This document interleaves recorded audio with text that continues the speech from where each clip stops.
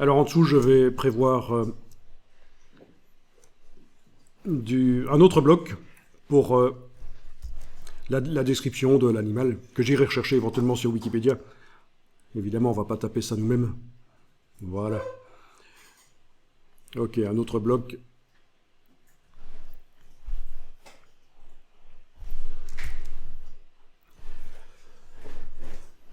Et on va garder les choses comme ça, super simple.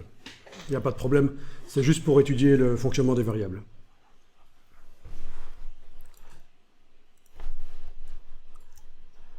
Alors on va définir les variables. Donc, je vais activer aussi le calque qui concerne la tête de l'animal. Et on va aller dans le menu Image, Variable, Définir. Il n'y a pas le choix puisqu'il n'y a pas encore de variables, donc on ne peut pas commencer à aller chipoter les ensembles de données. Donc il faut vraiment définir. Voilà.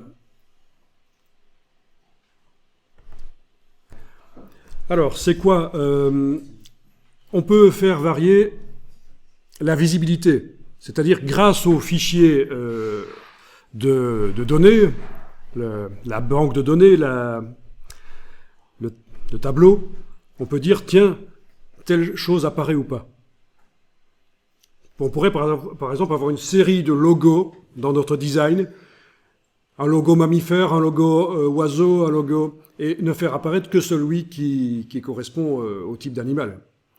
Mais c'est pas ce qu'on veut ici. Donc ce qu'on veut, c'est faire du remplacement pixel. On veut que quand on joue avec les ensembles de données, la partie verte là dans mon design soit remplacée par le close-up, la tête de l'animal de près. Donc on coche remplacement pixel. Voilà. Pour faciliter les choses, je vais donner au nom, la variable va porter le même nom que le calque. Hein. Comme ça, on ne va pas commencer à s'en mêler.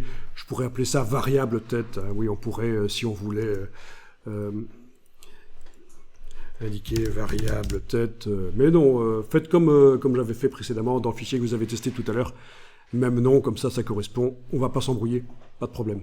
Au niveau de la manière dont l'image va être adaptée, parce que voilà, ma zone verte, là, elle est plutôt horizontale, mais si je demande à Photoshop d'aller chercher une image qui est plutôt verticale, il va devoir positionner l'image sur la zone verte d'une certaine manière ou d'une autre. Donc c'est ici que ça se passe. Remplissage tel quel, conformé, voilà. Vous avez d'ailleurs l'exemple là en bas à droite. Si on fait remplir, ben, l'image va remplir la zone, mais certaines parties de l'image vont déborder, ne vont pas être visibles, mais l'image ne sera pas écrasée. Elle va garder ses proportions. Vous n'avez pas encore eu de cours de InDesign en fait. Hein.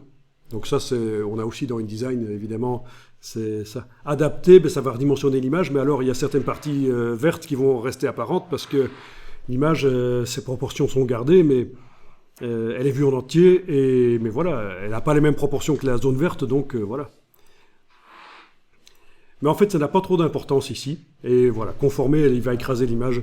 Ça n'a pas trop d'importance ici parce que de toute façon, on va s'arranger pour que les images qui vont être utilisées par Photoshop vont avoir les bonnes dimensions, les dimensions de ma zone verte là, en pixels.